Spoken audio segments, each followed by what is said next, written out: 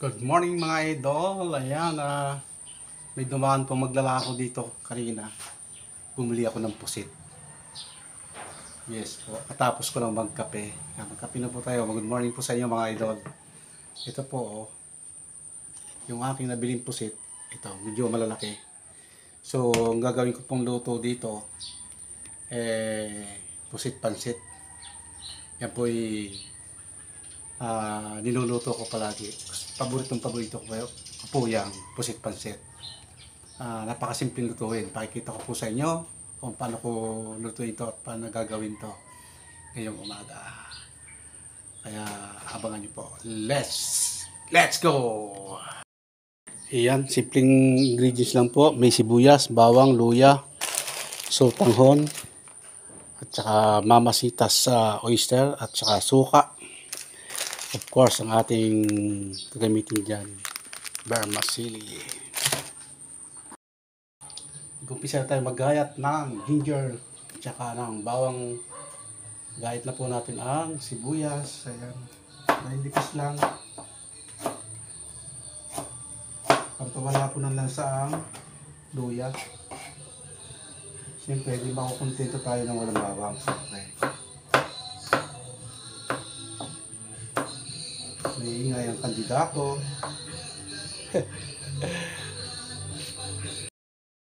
Nagayat na po natin. Ayan.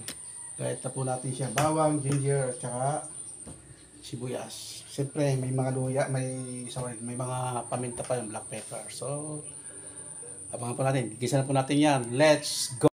Ready na po tayo. Magigisa na po tayo sa ating pusit pansit. Alright, umpisa na natin ang ating mahiwagang pagluluto. Oops, ayaw. Yun. Painitin ang kawali. Alright. Lagyan natin ng vegetable oil. Yan po ang gamit natin, vegetable oil. Okay. At syempre, unahin natin ang luya. Luya ang unahin natin. Okay. Yan.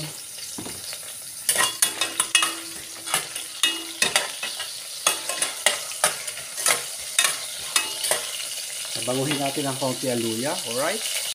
Siyempre, sunod natin ang bawang. Garlic natin. Alright. Ayan. Bawang na po.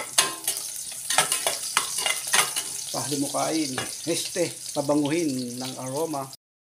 Of course, sunod natin ang mahiwagang onion. Galing pa sa lupa ng may lupa. Ayan.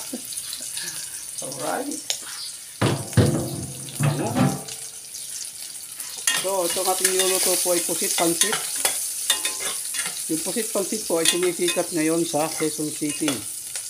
Yes po, sa Quezon City, sa QC. Meron po doon isang restaurant, Pilipino po yung chef doon. Hindi lang po mga rider ang kumakain doon. So, ang lagi ni-order na ay pusit pansit. Mura na, masarap pa. So, yung mga rider po doon, ang malakalimitang kanilang binibili, in-order, ay itong, katulad itong ating niluluto, ang pusit pansit. Alright?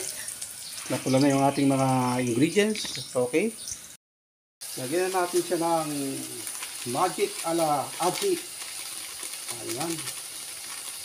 Okay. Ayan, malaki yung ating pusit eh. Lagyan na rin natin ng black pepper.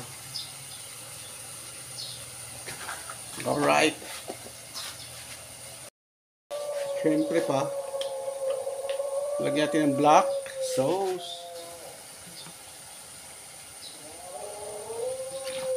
Alright, black sauce. Ayan, siyempre hilaw pa ho yan. Wala pa dyan ang ating pansit. Lagyan po natin siya ng oyster. Of course, ang gamit po natin ay mamasitas oyster, the original sauce. Hindi po ito sponsor. Ayan po binili ko lang po ito sa market. Ayan o.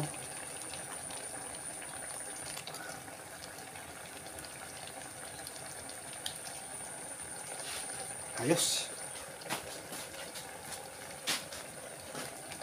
Ayan po siya. Yum, yum, yum.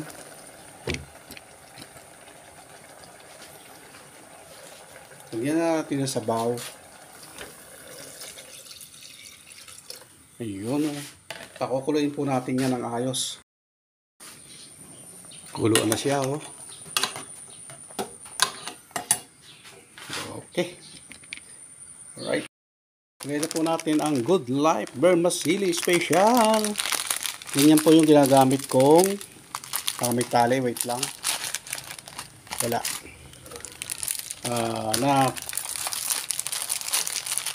Vermicelli. Pinakapansit po natin ay Vermicelli Sotanghon Special. Yan.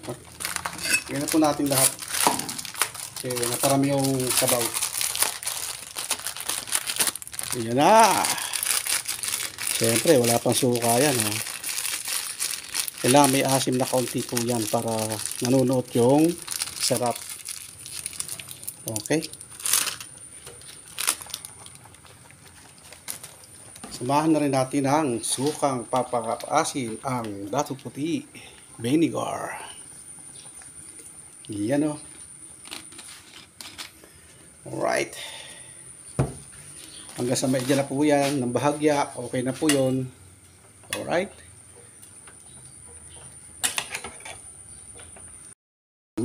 Ang bango. Ayan. Paigay lang po natin ng bahagya yung ating pusit-pansit. At yan po ay okay na. Kain na na. Kain na na. Luto na. Ayan po. Kain na na tayo. Yum yum yum. Kain na tayo. Ayan. Okay. Kasi natin isang meron lago ng buhok. Kaunti lang po kumain. Kapapayat ng kaunti.